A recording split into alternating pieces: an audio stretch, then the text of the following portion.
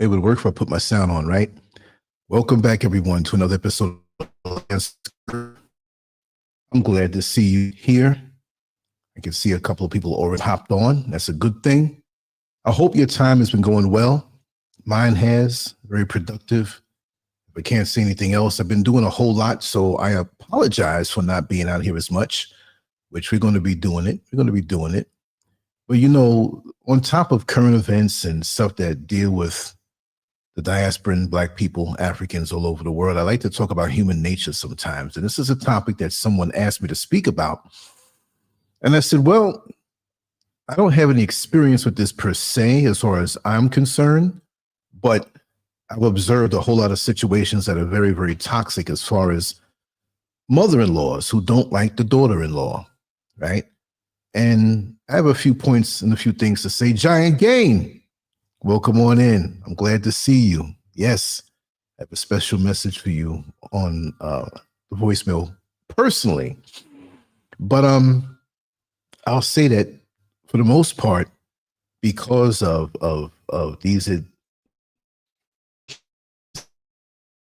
advancing something better, living can more so from years before, but we have different living conditions because of the financial situations of most people being screwed over and squeezed by the economy. So while we have married couples, which the divorce rate is so high, I think because of toxic situations, but we have married couples who oftentimes have to have the mother or father-in-law move in. Now, for the most part, I never really hear much trouble like this from the father-in-law. I usually hear it from the mother-in-law, and couples complaining about that. And we can take this many different ways, because not only do we have to have the whole jealous mother-in-law situation, we can have wives who are married to their sons, and that gives problems to the husband. But then we have mothers who don't feel actually that they're married to their sons, but that daughter-in-law becomes a threat. And there are a lot of things we have to look out for before we get married into these situations. A lot of times that future mother-in-law will be so sweet, but she's watching you like a hawk. And she doesn't like the fact that after the honeymoon is over, that you're there in the son's life, taking care of the son, doing the right thing. And no matter what you do, it's always something that you're not good enough. And you think you're sensing this, you think you're imagining this, but after a while, it's like you don't want to tell your husband that his mother is hating on you, but it happens often. So here are a few points that I want to speak on, and we're going to bring on some video backup. And yes, look at that miserable mother-in-law. And you see the wife, and she's not just looking at the mother-in-law, she's looking at you, brother, because you're not saying anything. And that compounds the situation. So yes, marriage is meant to be the joining of two lives and two families, right? Yet for some women, the promise of unity is shadowed by a toxic third party, the mother-in-law. But not just any mother-in-law, a narcissistic one. A woman so consumed with her sense of self-importance and emotional entitlement that she views her son's wife not as family, but as competition. You see, in her eyes, the daughter-in-law is the other woman, an intruder who has dared to claim the affection, loyalty, and attention she believes should be hers. This dynamic isn't just uncomfortable, it's insidious. Hidden behind performative smiles, those fake Colgate smiles, backhanded compliments, and motherly concern, which is just an excuse to meddle, lies a pattern of subtle sabotage and emotional manipulation. And for those daughter-in-laws, the relationship can feel like psychological warfare. And let me throw in also spiritual warfare. We dive deep into the manipulative world of the narcissistic mother-in-law, how she operates, why she behaves the way she does, and the emotional toll it takes on the marriage and the woman who dared to love her son. Ain't that something? But before we go into that, I want to play a clip really quick, maybe a couple. Women out here that are dealing with their man's mom that is jealous of them. And yes, I said she's jealous. And she's not jealous that you're with her son. She's jealous because you are everything that she never could be. You are a better mother to her son. You are a better nurturer to her son. You are even a better provider for her son. So she's jealous because she will never be you. And that's why she causes so much division. That's why she's so hateful. That's why it seems like she refuses to respect y'all boundaries, because she couldn't compete with you if y'all were the same age. So she's trying to figure out how she's damn near twice your age and she still can't fuck with you. She don't hate you for who you are. She hates you because you remind her of all the women that she grew up with that she couldn't fuck with. But the thing that she has to realize is that that is your man, that is her son, and that's not her man. But you don't hear me though. If you're dealing with any man that is afraid to set boundaries with his mom,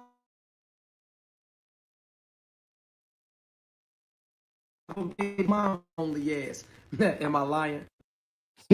No, not in every case. I mean, I've seen this a lot. Let's do one more before I start talking. You mother-in-laws are jealous of your son's significant other, their wife, their girlfriend, whatever it is. Why are you guys jealous of them? Some of you mother-in-laws want to be in competition with the wife, the girlfriend, and it's honestly kind of weird. You guys need to cut that cord.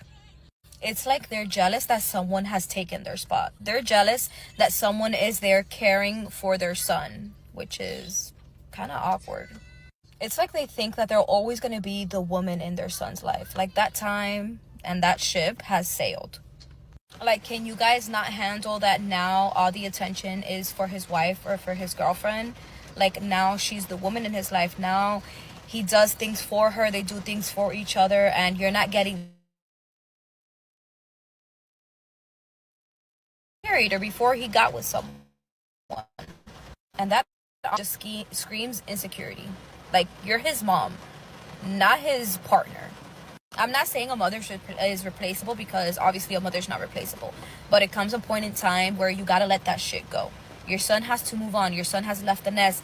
Let him create this family. Let him be with this family, and don't hate on that. You're always gonna be mom, but you're not a priority anymore. His family is. Like when certain holidays come around, like Mother's Day, Christmas, like it's about me. It's about me and our family. It's just like when Father's Day comes around, I, of course, reach out to my dad, buy him a present, all that stuff. But my priority is my husband. Why? Because he is my partner. He is my significant other. He is the one that I'm celebrating along with my father, but he comes first. So you mother-in-laws, stop being petty. Stop trying to be in competition. Stop trying to be the woman in his life, because you are, but you're just number 2 now. You're not number 1. Yep, we need to talk more about these things, and they always have these marital books and counsels and things, and I think they overlook a lot of this stuff because they want to make everything so rosy. You know, wow. Giant Gain says, my dear friend is going through this exact thing. She threatened to leave her husband. He begged her not to leave and promised to change his outlook. A lot of people don't see it. They don't see it. It's almost like the mother gets a pass. That mother-in-law gets a pass. It's almost like the wife becomes something supplementary that it shouldn't have to be choosing between the two, because they both each hold their own station. It's just like when you have a stick shift and you have the clutch and you let off the clutch a little bit as you give it more gas. It doesn't mean that the mother's role in his life is reduced. It changes into a different station. I mean, a butterfly is not really going to desire to go back into the cocoon again and become a caterpillar, right? So it changes. And some parents, it's not a matter of letting go. No, you never let go of the righteous love that you have for your son. But if it's righteous, it's going to evolve into something else. You're killing off the marriage with your presence if it's toxic that way, and if you're narcissistic. And you view that wife as competition. That's not right. And it shouldn't be. You know, our sons don't want to set the record straight, but they shouldn't have to, because the bottom line is that that mother should know when to pull back and become an advisor, a helpmate, one who you can come to for advice if you run into any bumps in your marriage. But it's just like watching your child ride a bike for the first time without the training wheels. They might fall, but these type of mothers are not caring that way. They want it to fall because they don't want that woman there in the first place. They don't want that wife there in the first place. And that's the bottom line. But thank you for adding that giant gain. And let me see what King John has to say. Welcome on in, Diane. I'm glad you're here. Often it is the spouse's entire family in which is under control of, usually, the mother-in-law. Hi, Mom. The mother controls and runs the family in the Western world. Yeah, you're right. And nobody knows their role. That's like driving anywhere you want on the street for a reason. You see? And it was just going to get worse. At first glance, she might seem warm, welcoming. She calls you sweetheart and compliments your cooking, your smile, your energy. But over time, these kind words become sharp weapons wrapped in velvet. She might say, "You're so independent. I hope you don't make my son feel unnecessary." Wow. That dress is cute. I used to wear something just like that in my 20s. I'm so glad he found someone, even if it's not what I expected. That's got to be straightened out from jump if you can pick up on that. Affection is a trap. Disarm you so that when the real sabotage starts, you're too confused to defend yourself. You start questioning your intuition. Did she really mean that as an insult? Was she just being playful? But make no mistake, her goal is control through emotional destabilization. Competing with her own son's wife, the unnatural triangle. In a healthy family, the mother accepts her son's emotional maturity and respects his new role as a husband. But the narcissistic mother-in-law is not ready to be replaced. She sees your love as theft. You're not just a wife, you're a rival. She tries to undo you or outdo you in everything. Cooking, for example. "Oh, he used to love my lasagna. Didn't he tell you that?" During holidays, Thanksgiving should always be at our house. It's a tradition. Parenting, if you have children. I raised him, so I know what's best for your kids. Her mission, to prove that she's still the woman who knows her son best, loves him most, and deserves to remain at the center of his life. You see where that's coming from? She can't let go. See, you're not a replacement. You're something separate altogether. And they will try to throw stones in your relationship, create little things. You know, say, for example, you both go over to where she lives. If she lives separately, if she lives with you, you're going to have a whole lot of hell to go through. "Oh, remember the girlfriend that you had that you almost married? She stopped by today to check up on me. Isn't she so sweet?" Some people have no tact. How is that supposed to make you feel as a wife or even a fiance? They start using other people to make you feel as though you're second fiddle. You see? So these little psychological traps and tests start from early on. They don't really fancy you. And I'm going to tell you, nobody, you can't take it super personal. Yeah, you are going to take it personal because they're intruding on your life, but nobody's good enough for the son. And they really don't think that. They just don't want nobody to be dealing with the son. It's sick. But like I said, these dynamics happen in different ways. You have mothers who are married to their sons, and the husband can't get between that. And the son feels entitled. You know, if she cooks you a good meal, you have to go where he is and cook him the same meal. If she purchases a bracelet for your birthday, she's going to have to go buy him one. How dare you leave him out? That's showing you that the son is equal to that husband. So with these types of things, we got to keep the boundaries really strong. Subtle sabotage, undermining from the shadows. She never attacks you outright. It's more devious. She discord and plants seeds of insecurity. Scenario 1, the whisper campaign. She tells family members, I worry about her. She seems unstable sometime. Then she tells you, I never said that. I love you like my own daughter. But now everyone is watching you with suspicion. Scenario number 2, rewriting history. She brings up old girlfriends. Do you remember when you dated Rachel? She was so good for you. Always implying that you are the downgrade. Scenario number 3, the guilt trap. She fakes illness or sadness when your husband prioritizes you. It's fine. I'm just your mother.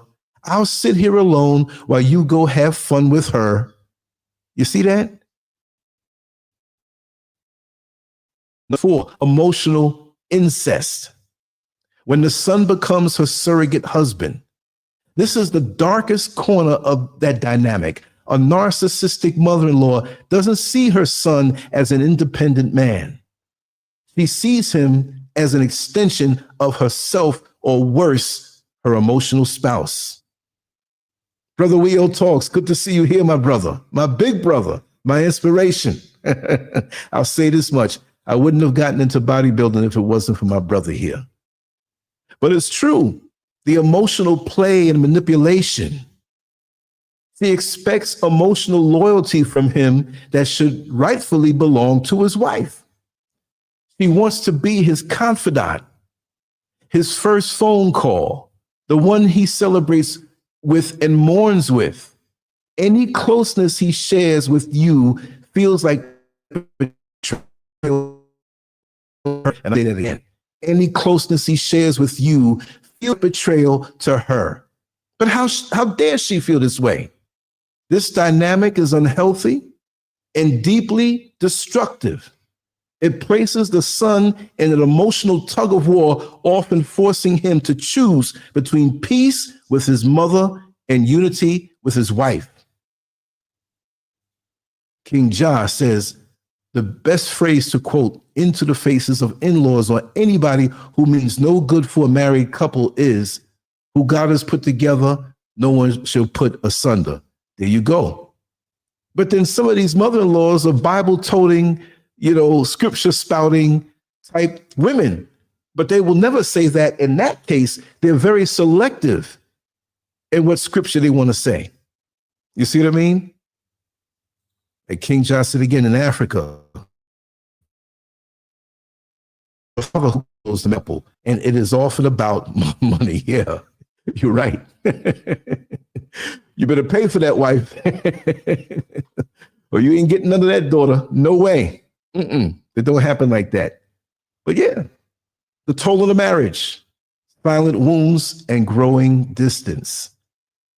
An emotional drain of living in constant competition with your mother-in-law can become unbearable. You may begin to feel isolated in your own marriage, unsupported by the man who should be your defender. You may argue with your husband more often, not just about her, but about trust, boundaries, and loyalty. If he fails to see the manipulation or downplays your experiences, the damage deepens. This is not just an in-law problem. This is a marital crisis in disguise. You got to stand your ground, reclaim your peace and power. Healing begins with validation. You're not crazy. You're not overreacting. Her behavior is calculated. You must draw boundaries, even if your husband struggles to enforce them. And that's going to happen last because he's not seeing it. See, she's always going to treat him sweet. So he'll be the last to know. That's like having a crackhead brother live with you, and he's out there doing crack and doing all kind of things to get money. But when he comes home, he acts normal and fits into the family dynamic, and you can't see it. I can't see my brother doing stuff like that. But I have a brother who's doing stuff like that. And the thing is, I saw it. You see, so family members know how to give you the side of them that you're familiar with, you're comfortable with, while they're raising hell with everybody else in your inner circle. And in the case here with the daughter-in-law, but like I said, it can be interchangeable. Any new ingredient into the soup overall, when you have a narcissistic mother, it doesn't have to be just about the daughter-in-law. We're talking about it this way. We're framing it this way. It can be a righteous, clean, pure relationship, you know? But the boundaries, limit time spent with her. You're going to have to do that, because if you give her more time, she's going to have more time to give insults, to flare her eyes out at their daughter-in-law and make her feel funny and take up that slot. You have to communicate directly and firmly. But you, as a man who has a wife, you have to stand on your feet. You have to stand on your square. Even if you are being duped into hurting your mother. Who wants to hurt their mother? But she's going to throw that face at you. You know, it's just like the white woman. When she gets in trouble, she starts crying. When she gets caught out there doing something, oh, that's how Karens do. Well, mother-in-laws do that too, especially when the son is confronting them. Directly and firmly.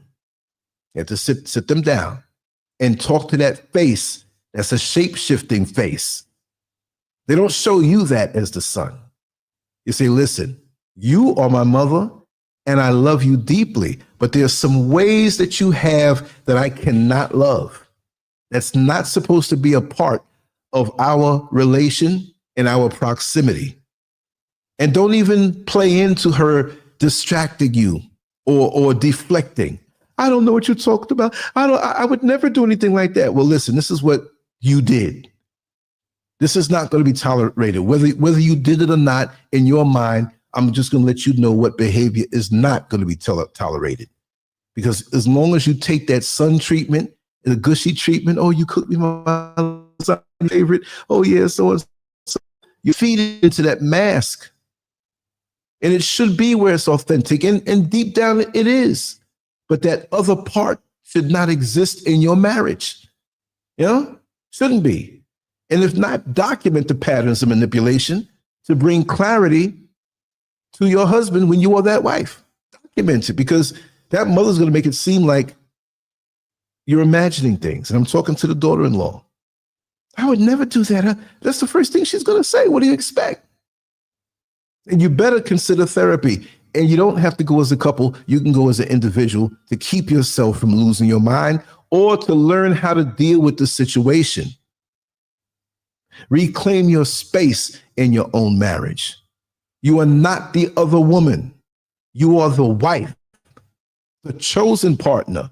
No one, not even his mother, has the right to make you feel like a guest in your relationship. See, the narcissistic mother-in-law cloaks her competition in smiles, tradition, and maternal concern. But beneath the surface, she's waging a war for control, attention, and power. She wants to remain the star of her son's life, even if it costs him his peace, his growth, or his marriage. But awareness is the first step to freedom. When you name the game, you no longer have to play it. To every woman silently suffering through this emotional triangle, know this: you are seen, you are valid, and you deserve a marriage free from manipulation, rivalry, and psychological warfare. Set your boundaries, guard your peace, and never forget, you are not the other woman. You are. Now, if anybody wants in, Let me drop the link here. Let me drop the link. If anybody wants to drop a word, just click it on in. You don't have to show your face. I have one more clip that I want to play in the meantime. In the meantime and in between time. Here we go. Married. One of the greatest things that you have to teach your in-laws, specifically your mother, whether girl or whether the man, is to respect your marriage. In-laws, especially when it comes to mother-in-laws, has been the greatest or one of the greatest contributors to divorces happening in marriages. Somehow, some way, I have noticed in my years of counseling that mother-in-laws have a tendency to not respect marriages of their children, whether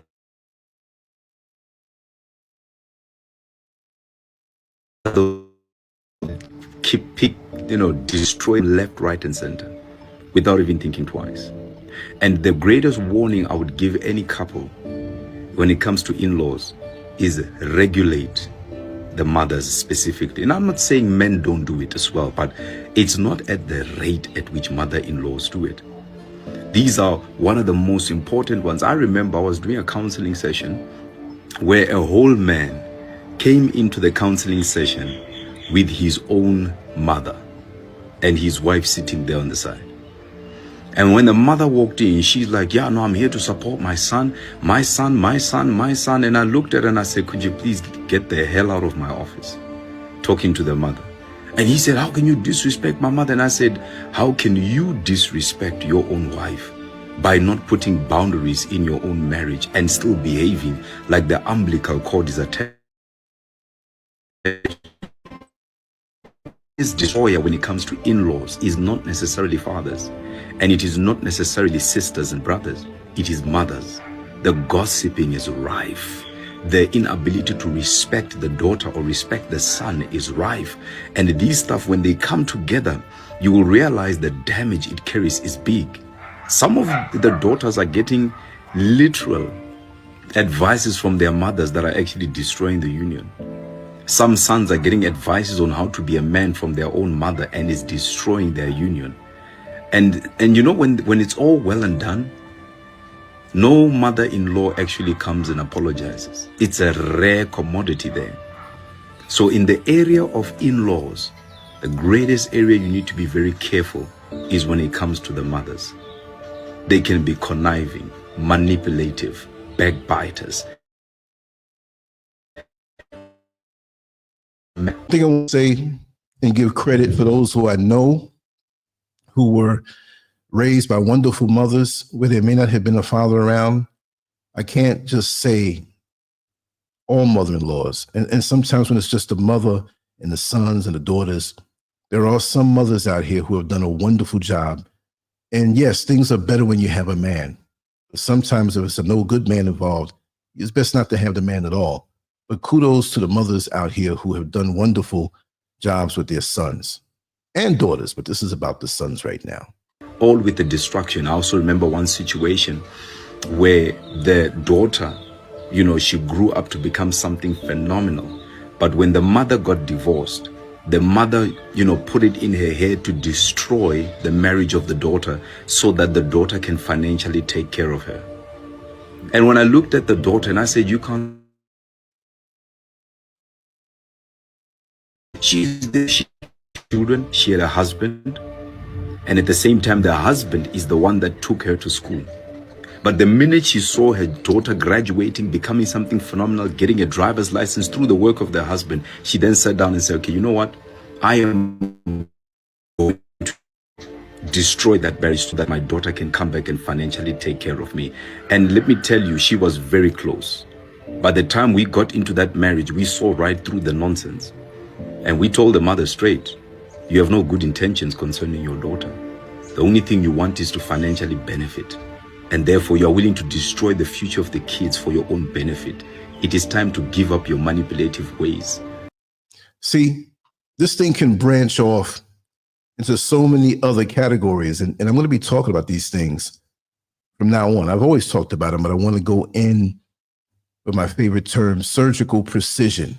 Like really, really specific And again, it's not a one size fits all situation. And again, I'm not going to say all mother-in-laws are evil. I know some good ones, but I've also observed some bad ones. Let me tell you a funny situation. It wasn't a marriage per se, but it was a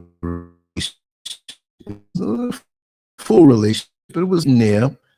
But me and this young lady for a short time were kind of getting established to the point where, you know, we had keys and we could show up. It was like that. It was exclusive, but it was short. And the mother lived with the daughter, right? And this was a short thing, basically, when I look back at it, but it had the potential to go a little further. The mother didn't realize her position, and the mother didn't realize her age. The mother looked at her daughter, my brief girlfriend, that was getting serious. And it wasn't getting serious where we made plans or anything. It just flowed that way. You know, kind of like it wasn't planned. It just flowed. And it was nice, right? So one night, I'm spending the night over there, you know, because I was over there a lot. It wasn't something broadcasted. Mother, it was a one-bedroom apartment, which was a disaster. The mother stepped out in the living room, right? And the living room was near the kitchen, and you had the dining room area and everything. So if you left out of that one bedroom and you went into the kitchen, there's the couch and the pull-out bed and everything. The mother always stayed up late sewing, right? So it's a funny situation, but it was a very uncomfortable situation also. So I woke up. I didn't have anything to do that day, and my girlfriend had to go to work. So she said, you know, leave when you want. And that was the unspoken word anyway. So I got up to go to the kitchen, but I would always make noise before I walked out there because it was, that's where she slept, but it was really sunken down in a way. Now, the mother did a lot of sewing. It's funny. Serious, funny, but to me, the mother didn't work. She was older. At the time, around, you know, she was like about maybe near 50 years old, and I was in my 20s, right? And so I went out there knowing that she'd probably be there because she was in and out. She's independent. And she had the folding bed put up. Lots of times she slept on it without, it was a couch. And she had the pattern spread out on the ground, on the floor. She would draw and pin everything up and put the materials over. So that's what she did. And she did some phenomenal work. But I saw her out the corner of my eye. And I said, good morning. It was late in the morning. We were up late, you know, the night before. Why was she over the pattern on all fours with ready? Very suggestive. This was no mistake. And she didn't say anything. I walked into the kitchen. I was like, oh my God. She knew what she was doing. She was built exactly like her daughter. She was a well-built woman. What was she trying to do? It was always like a competition with her, because 45 to 50 is not old. I'm 62. I don't think I'll ever consider myself old, as long as the spirit is okay. But why would you do that? When I made enough noise and came out and you were wide awake, acting like you were doing something and you wanted me to see that. What did you want me to do? So I didn't say anything at first, but then I said something after her daughter, my girlfriend at the time, told me. Now, a couple days into the night again, because we were up late. And the mother called up the daughter, and this is too much information, but she could have said, oh my God, Lance got some big balls. How do you see that? You came to the bedroom and opened up the door and you were looking to see what you could see. And what is that for a mother to say to the daughter? They had this kind of relationship where they were almost like sisters. I kind of got the understanding. It wasn't the motherly thing. She's just with us and she's doing her own thing. We're concerned about her because she had some kind of physical thing going on. Eventually she died. But she didn't see me as anything else other than more of a conquest. Maybe she was competing with her. And a lot of her conversations were on that level. On the phone time. They were saying down the hallway that she was messing with. There was somebody else that she was messing. I mean, she was out there. But then I look back and I'm saying, well, she wasn't that old anyway, but still there's certain places you don't cross within. If you want to do something or you want to feel a little wild, take it somewhere else. But don't be incestuous like that. Because what if I was the type of guy to say, oh yeah, well, you're looking pretty good. You know, your daughter ain't home. Come on, let's get something going. And what would that make me? Would that hurt the daughter? It should. Why would she feel so comfortable to even say that? I don't know. Let me see what King John here has to say. Excellent point, Lance. The envy, jealousy, and wicked intentions usually happens with parents that are not and have never been happy in their marriage or relationship.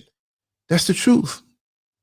It's a void. Many of us have voids in our heart, things we yearn for.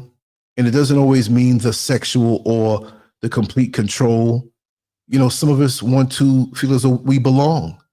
You know, a lot of us have different types of insecurities, different voids in our heart, oftentimes that we don't even realize. We don't know what drives us sometimes. That's why we say meditation. I don't mean we have to put your fingers up and whatever. But take a walk sometime. Be still. Put your phone down. Have a day with yourself.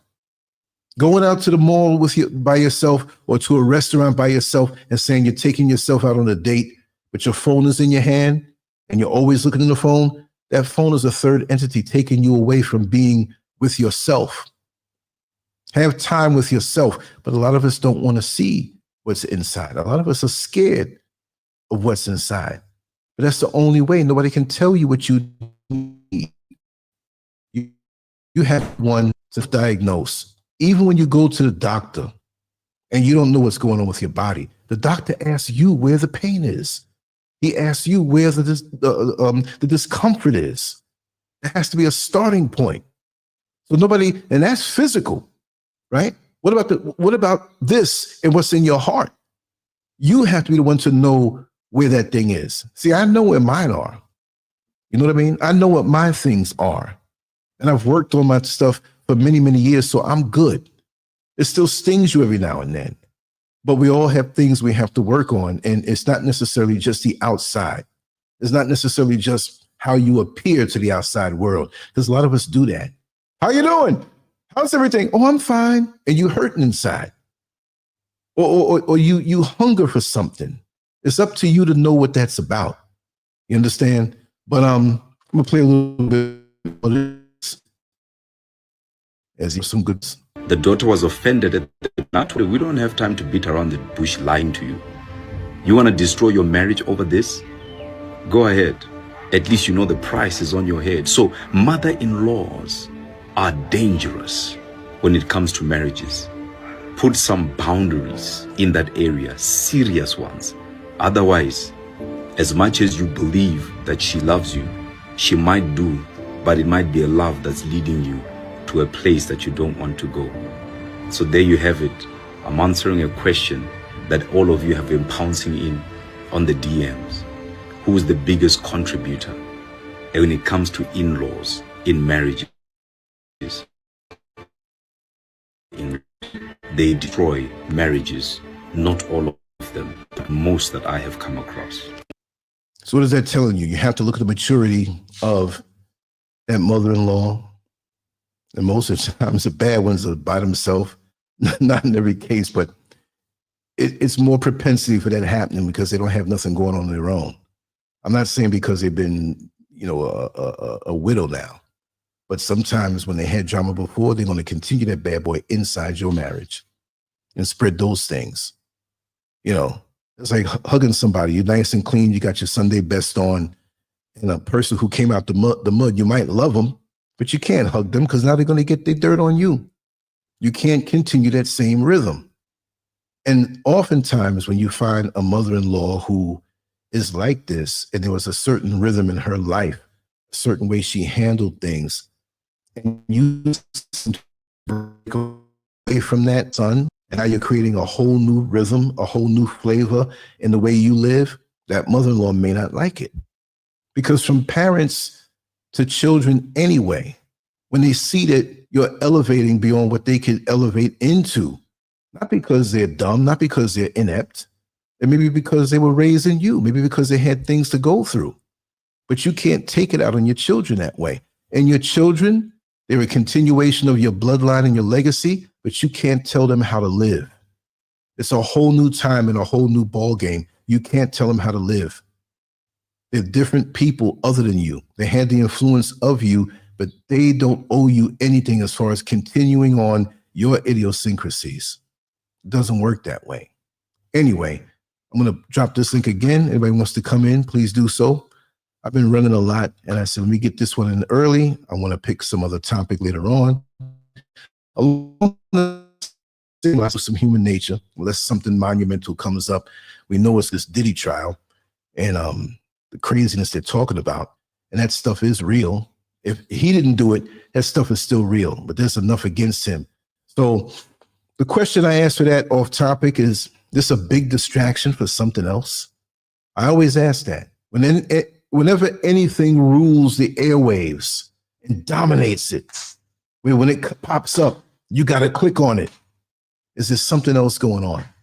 You just never know. You never know how they cloak things because this government is a wicked, wicked thing, and the media and the people behind it. But anyway, let me run. I'm going to run. This was a short one. This wasn't a 3 or 4 hour one, but we'll be back later on. I got a few things to do. I am 4 hours ahead of the East Coast. So it's 4:42 for me. I'm jealous. It's 12:42 on the East Coast right now, but I ain't going to trade this weather in for nothing. Much love to you all. Take care. LANCESCURV out, and we'll be back. We're going to talk about some things, and don't be afraid to suggest topics for me to talk about, because I dare you. I will talk about anything.